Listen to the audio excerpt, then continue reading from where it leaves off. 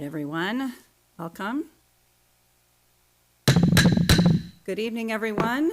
I call the Tuesday, August 26th, 2025 Peninsula School District Board of Directors meeting to order. All board directors are present besides Board President Natalie Wimberly, who could not join us this evening.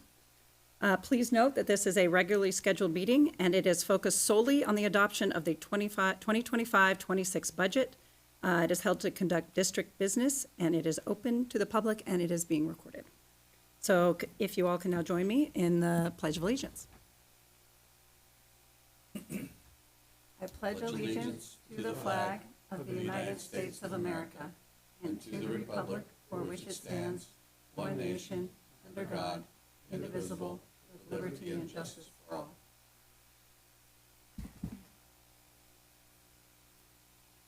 Okay.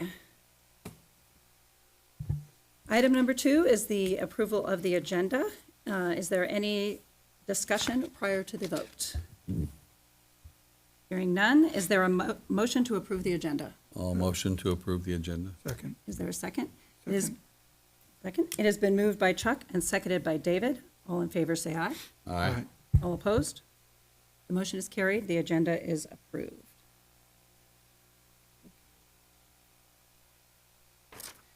All right.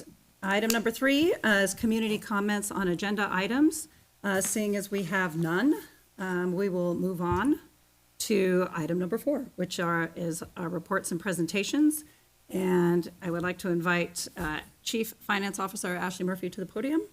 And for the benefit of everyone, this is going to be a recap of the extended presentation that we heard last week. So Ashley.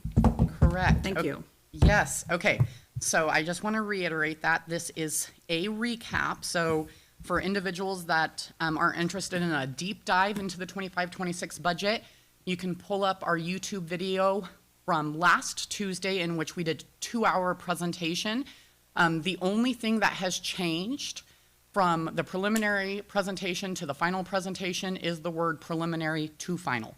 So the actual dollar values they've remained the same. So what we're looking at right now is budget data for the 25-26 school year, so our upcoming school year. Yeah, let's just do that.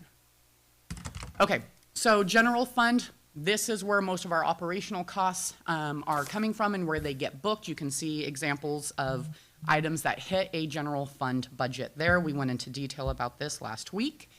The next slide is in regards to our enrollment and specifically what grade levels we're anticipating the enrollment to come through. Here on this slide, you're going to pay attention specifically to that subtotals category that shows the upcoming 25-26 school year budgeted at 8,208 FTE or full-time equivalent student enrollment. This is down from the average annual FTE of last school year. That was 8,305. Our total K-12 enrollment for the upcoming year is anticipated to be 8,669, and that's inclusive of an ALE enrollment of 101. And if you want more information in regards to that, again, that information was provided last week. The next chart is just a simple graph showing our enrollment. One of the things that we wanted to specifically point out is that this is our subtotal enrollment. And when we talk about subtotal enrollment, this is the enrollment that's driving the vast majority of our funding. So you can see during the 19-20 school year, that is COVID. It peaked at just over 8,800 students, and then you can see where we're currently trending for 25-26 at 8,208 students. The next slide gives high-level data in regards to the revenues that are anticipated in the upcoming school year. This is inclusive of a $5 million transfer from the Capital Projects Fund over to the General Fund to offset costs that we need to incur and pay from the General Fund because they do not meet the capitalization thresholds of the Capital Projects Fund. So with that $5 million transfer being included, our revenues for the upcoming year are anticipated to be just over $173 million. The breakout of state, federal, and local taxes are shown on this graph, with almost 75% of our overall funding coming from the state. Local taxes would be inclusive of both the SS&T transfer and the local tax line item. So from a tax levy perspective, we're collecting almost 20% of our budget through levy dollars. Federal is accounting for only 3.2%. And then the other is payments from other school districts for things like McKinney-Vento transportation. Okay, next slide. This goes into some details in regards to what's driving our expenditure budget for the upcoming school year. We did have a recent completed and ratified bargain with our teachers union, PEA. And so that was bargained at a 3% increase for the 25-26 school year and 3% for 26-27 school year. But I just want to note that the IPD, or what other people will consider a cost of living increase, was 2.5% from the state. So what was bargained was 0.5% over that state allocation. So the next piece is in regards to our staffing. We obviously know that the vast majority of our overall budget is tied directly to staffing. In the springs and right before school was getting out, we were focused heavily on staffing reorganization. You can see that here through the reduction in certificated FTE of just over 16 positions. You're seeing also an increase in classified. This was done due to a restructure in how we were doing support for recess and lunch coverage through activity assistants versus paraeducators. And in addition to that, we added 2 grounds positions since we have started to take over some of the buildings that were built or modified during the bond projects. And so now the grounds work is our responsibility versus the contractor's responsibility. Next slide. Okay, this is our MSOC disclosure. This is showing the dollar value that's projected to come in from the state for total materials, supplies, and operating costs. We're expecting to receive just about $12.8 million. It's broken down into 2 different programs, one of them being Program 01, which is just considered basic education. Program 97 is support for basic education. And so our total budgeted MSOC expenditures is just over $23 million. If you take that against the $12.8 million that we're expecting to receive, you can see that we're going to be short approximately $10.4 million. That $10.4 million comes from local levy in order to support the rest of the costs associated with general operational costs.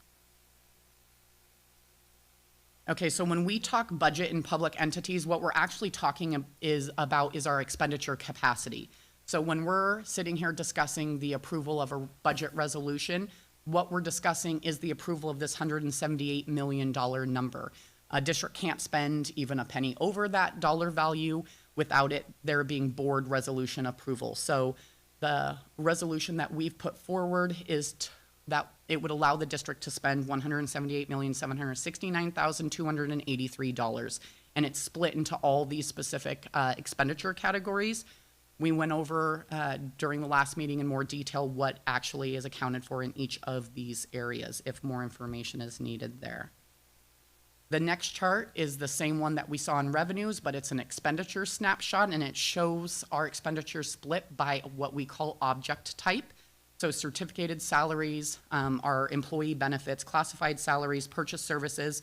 Purchase services actually take into account a lot of our staffing costs associated with special education staff, psychologists, sometimes counselors, nurses, SLPs, OTs, PTs. A lot of times if we can't hire them directly, we ended up having to sign up with a staffing company to get that. And then in those situations, those costs are running through the purchase service category, hence the reason you're seeing it as a larger percentage. Salaries and benefits, you guys have heard me talk about the fact that in order for a school district to operate in a financially solvent manner, you need to run an 80-20 split between salaries and benefits to MSOCs, your material, supplies, and operating costs. This budget was prepared, bringing us down to 79.74% in salaries and benefits. If you want to look at that threshold, excluding the safety, security, technology levy transfer, we're at 82%. And so we're going to, for the life of our safety, security, technology levy, we continually look at the balancing of those 2 numbers there. Okay, so this is general fund summary.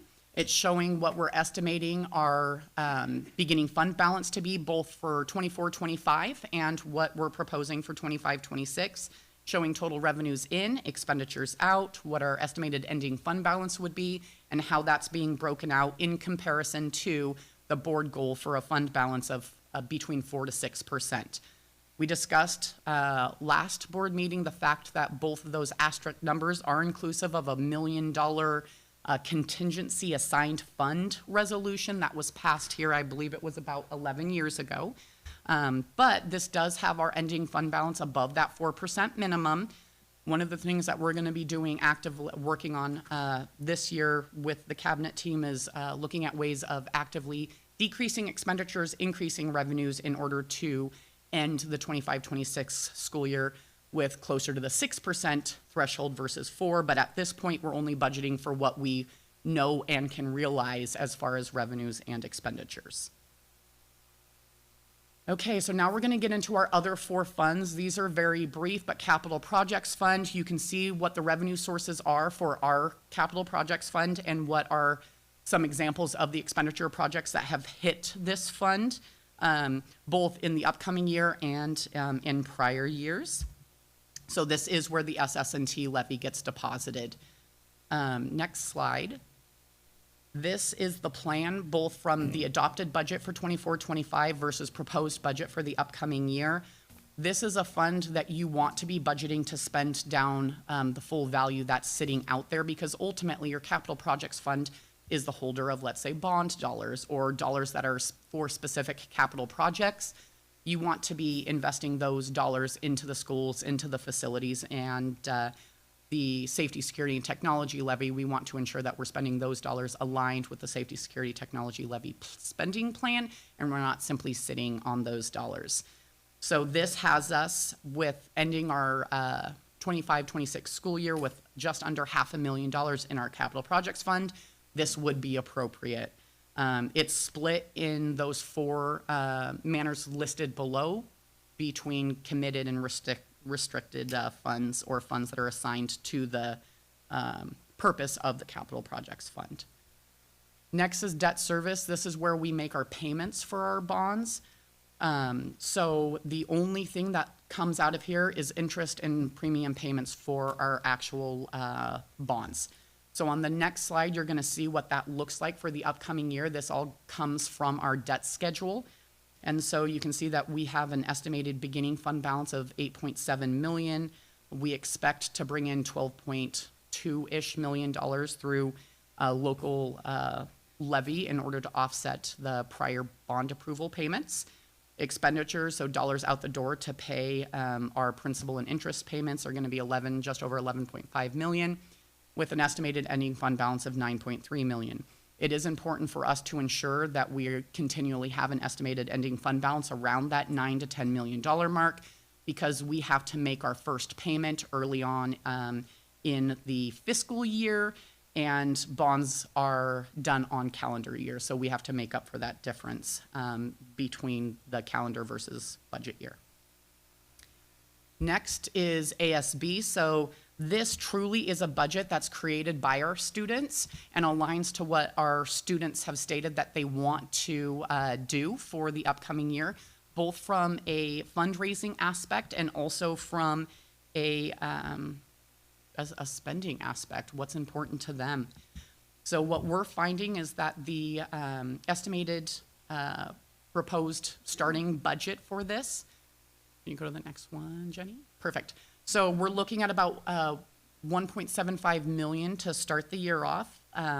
Our students have stated that they're anticipating to bring in just under $2 million, and we'll have expenditures reaching close to $2.8 million. Again, this is a budget that's created by our students and mirrors what the students' priorities are for that year. We would expect for our students to be spending this balance down, because ultimately it really is there to support the kids who have fundraised for the money during that school year. And then last, we have our transportation vehicle fund. This fund is used specifically to purchase new and used yellow school buses. So it can't purchase vans, it can't purchase maintenance vehicles, it purchases school buses. And so we receive funding in this fund through a state depreciation schedule. Next slide. So, and that's ultimately, that's what we're receiving into this fund. The only other thing that you can receive into this fund is if we surplus a bus and it sells at auction, and let's say we get $8,000 for it, we receive it back into this fund because it goes to offset the cost of future purchases of buses.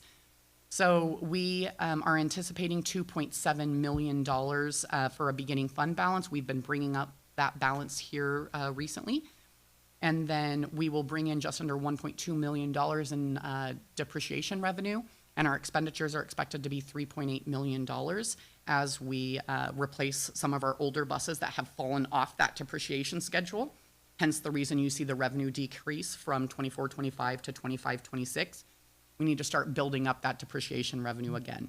So this will bring our ending fund balance down to $110,000, and then in August of the following year, we'll get another depreciation payment that will bring that balance back up.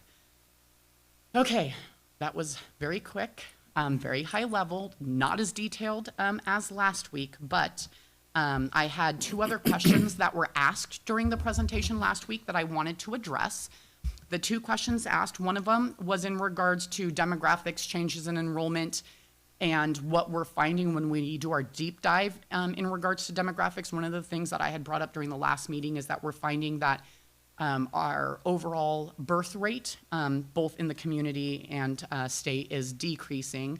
And there was some conversation regarding new families coming into the district. So although it may be lower birth rate, what does the new families coming into the district look like? One of the things to note specific to Gig Harbor, and one of the things that we take into account when utilizing demographics to trend enrollment, is what our median home price is in this community. So our median home price in Gig Harbor as of June of 2025 is $935,000. That's median. Okay, so that's not super low, that's not super high. In all reality, smack dab in the middle, right? So not necessarily average, but close to it. $935,000 is not necessarily a starter family home. And so what we actually find is that the individuals, we have more individuals moving into this community that either have older children, college-age children, or are retirees than we do the younger families with school-age children. What we are finding, though, right now is that we do have certain pockets that are growing faster than others, and we're talking growing through the school-age children. Areas like Evergreen.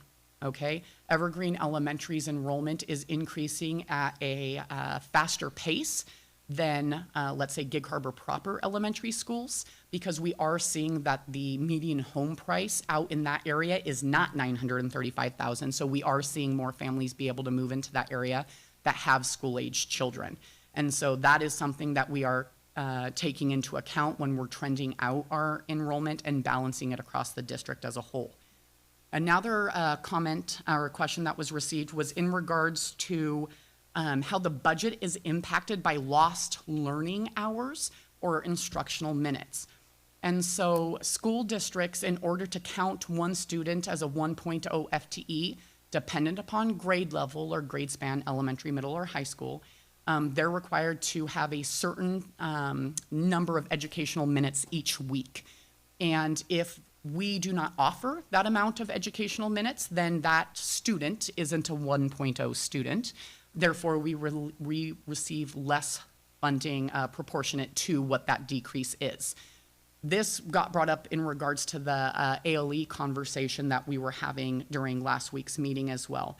So ultimately, when we start looking at the instructional minutes being offered across the school district, we have to offer. That does not mean that if a student, has a medical appointment, their parent takes them out because they need to go to the dentist, and then they also have a doctor's appointment, and so they lose 60 minutes of instructional time. That doesn't mean that that student is less than a 1.0 FTE. It has nothing to do with that. We have an enrollment handbook that's nearly 100 pages long that discusses all the intricacies of how enrollment is calculated, what is considered excused, how long a student needs to be out before they don't count for enrollment, which is 20 days in a row. and all of those factors. So ultimately, when we're looking at the number of educational and instructional minutes available, we have to ensure that we're offering a certain capacity for all of our students to be considered a 1.0 FTE. And again, it is based upon grade levels. So elementary tends to end up having more minutes than, let's say, secondary schools. Okay, long-winded explanation. Are there any questions? Just, just one on the medium home value. Is that the Peninsula? You said Gig Harbor, but I think you meant It's our school district. our school district, yes. Yes. Okay. But we are seeing out in, like, for example, Evergreen's incoming kindergarten class has skyrocketed. Yeah. And by skyrocketed, I'm talking they're 12 over budget. But for a school of their size, 12 over budget in just kindergarten is huge. Yeah. And so we're working through that right now in order to get them another teacher to bring down class size. But that's a good thing for us to be seeing out in Evergreen. It means that their grade levels are going to continue to grow through, first grade, second grade, and on through fifth grade in the subsequent years. Is that the only school we're seeing that kind of growth? No, it's the only school that we're seeing that large of a percentage growth all at once. We are seeing other growth in like Vaughan, Yeah. just not at that rate. Right. Okay. So it's those areas, those outer areas that might have That's more exactly of a right. family home value. Yeah. Correct. Okay. Ashley, can you remind us again when October is when we can expect our final sort of enrollment to Yes. settle out? Exactly. So what we do as a district during the first 5 days of school is we're counting attendance. And when I say we, the district, this is our district's process to ensure that we're aligning enrollment appropriately to what our staffing is in each building. It's our ability to do one last ditch effort of rebalancing class size before we have to truly post for additional teachers. So we're going to go through that process during the first 5 days of school. October count, so the first school day of October is our true count. So when we talk true count, the vast majority of our funding is derived based upon your October count. And so even if November, your student count is higher, a lot of our poverty funding, based upon your enrollment in your building, your impact aid funding, all of that, it's all driven based upon our October count date. So October for us, for a public school district, is our most important enrollment month because we can have ebbs and flows of enrollment throughout the rest of the year, and it doesn't have as significant of an impact as an October count does. Is that the same week or time that the drivers count the riders on the buses and all that? Is that all tied together? Or is that a whole different? It's a different process because that goes to the STARS count, and normally they can do a count over a week time frame as long as they're keeping all the data appropriately, and then we can submit for the highest day of that week. But it's based upon quarterly reporting structures, and Donut works with the bus drivers to work through all of that. It is. One of the counts is October. And then just a small question. For the ASB fund, I'm just curious, is the projected revenue based solely on historical participation of projected enrollment? Or how do No. they do that? So each building does it a little bit different. So like a high school is a good example. So they'll have their ASB, their leadership class, come together. They'll say, hey, this club plans on doing these 2 fundraisers. They're anticipating bringing in, $1,000. They're going to spend it on such. So there's individual sub-budget reports for every club, every sport, every activity. Then we have our bookkeepers. They total all of that into a one-pager that they send up to Chris Bishop. Chris Bishop takes all the one-pagers from all of the schools, totals all of those numbers to specific program codes, and then that's how he submits the budget. But it is truly based upon what the students have stated they are going to do. That's why you normally see larger swings in regards to, hey, this is what we think we're going to get in revenue versus expenditure. And then what we normally see is when you look at the data retroactively, they didn't spend nearly what they thought they were going to spend.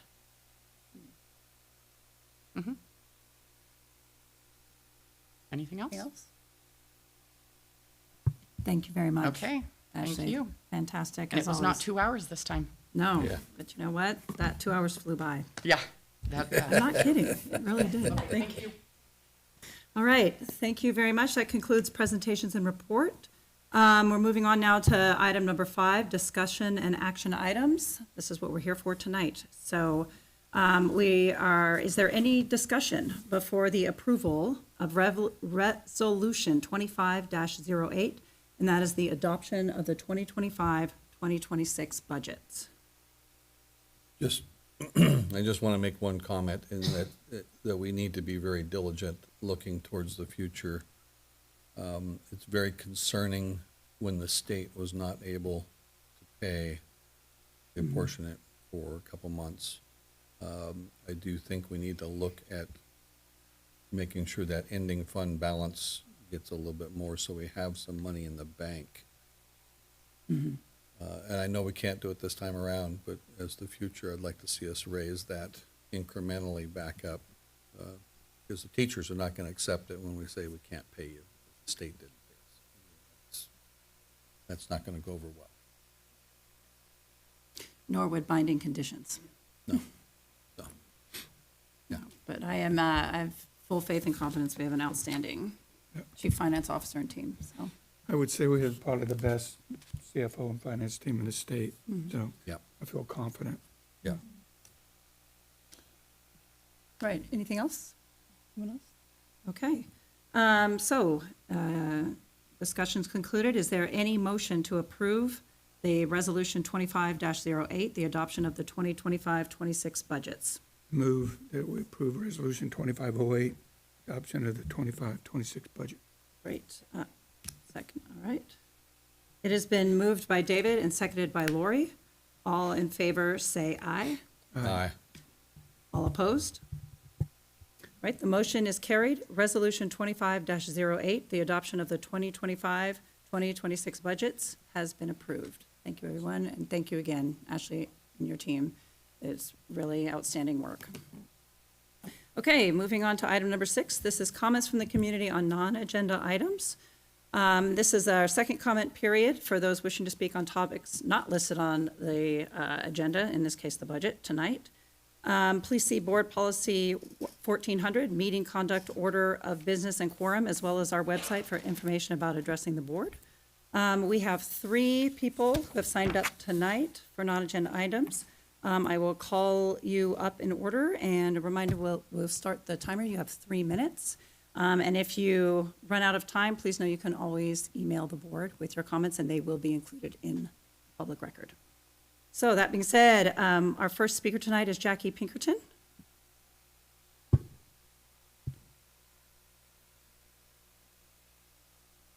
Today. So Jackie Pinkerton, mom at Discovery, and I just want to say it's easy to get motivated when things are hard or things are bad or we're mad.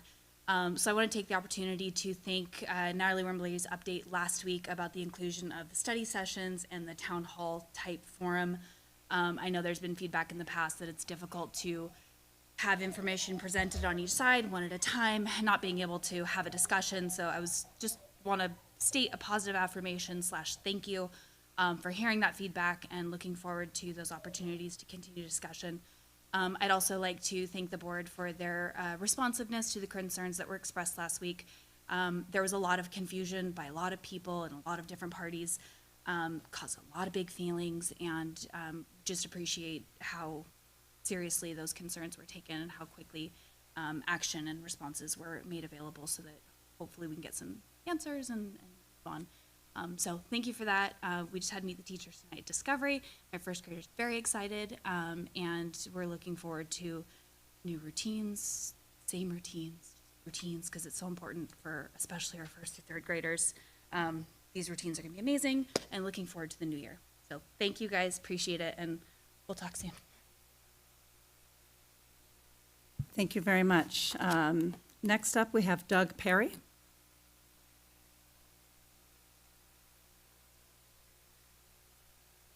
I heard about the last board meeting, And something really concerned me. It was the whole issue of the separation of church and state. I taught in the school district for 37 years, a total of 44 years of teaching English and history. 7 of those years were in private school, Catholic schools, and all the rest were in Peninsula School District, Gig Harbor, and Peninsula High School. And so I'm here for the kids. And I may be Johnny-come-lately to address the issue, but I had a great opportunity in my lifetime as a teacher to study the 2 religion clauses in the First Amendment for a full 2 weeks under the guidance of Charles Haynes, who's nationally known for his work in that area. And I think it's so important that I've got the Constitution, like right here in the amendments, that there's, first of all, the free exercise of religion is one of those values that we have that's in print for us in that First Amendment. And then the non-imposition of religion of any form on the citizenry. And I think in terms of some of the issues you were battling with in the last meeting, it seems that those 2 principles can be a mode of clarity as you move forward. I started teaching in 1967, and at that time there was a person who came and spoke to myself, principal, the department head, and a couple other teachers, with his concern about the literature that we were teaching at the school, and he had had a career that was pretty much as a lawyer, and one who upheld the views of Joseph McCarthy, and so he was very concerned that we were deviating, and he got heard.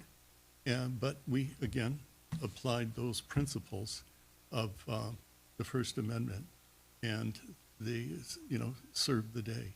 And as a teacher in this district, I attended and was part of, challenges to pieces of literature that were chosen for our students.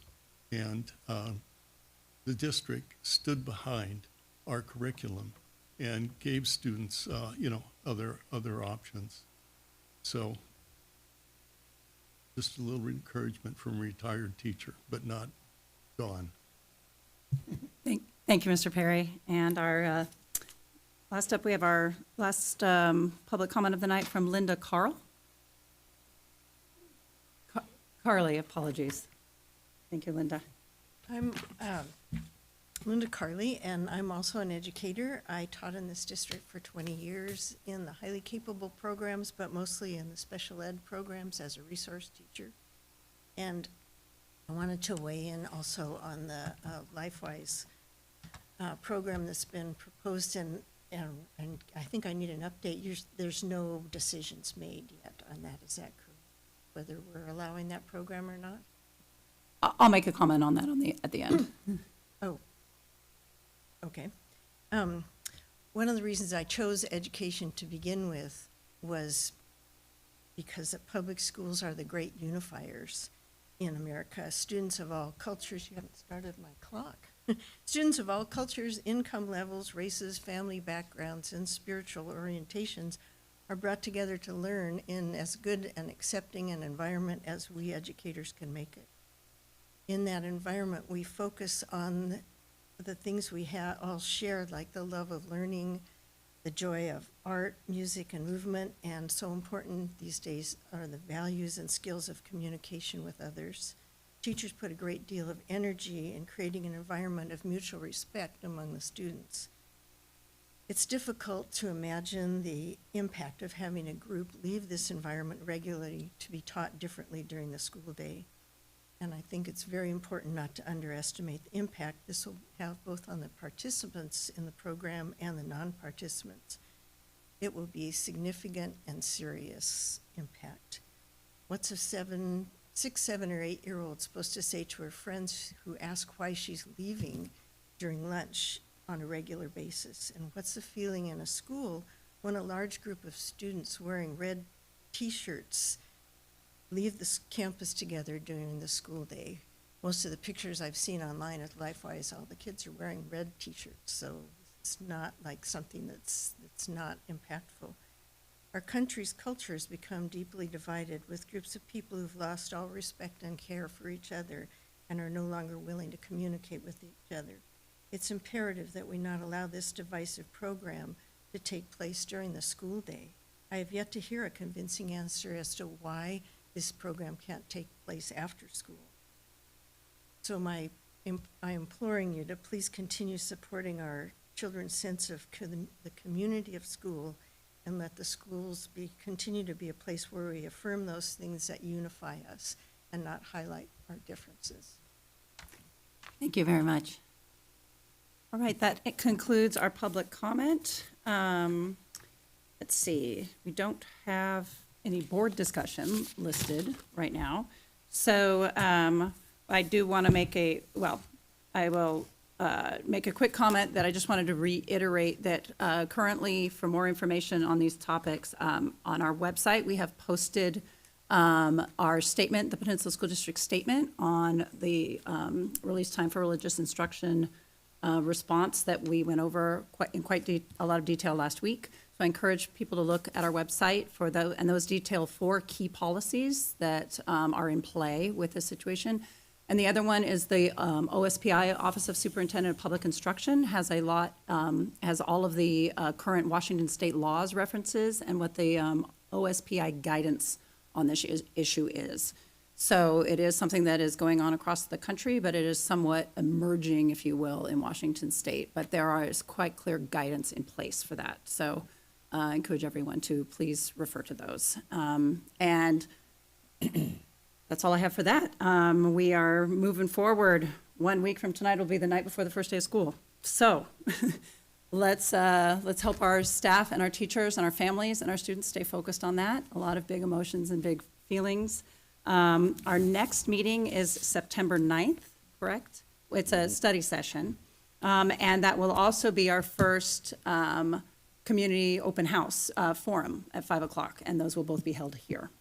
And then our next business meeting will be September 23rd, also at 6 o'clock, also here. So without further ado, my computer just shut off. I don't know what time it is. Anyway, at 6:37, this meeting is adjourned. Thank you, everyone.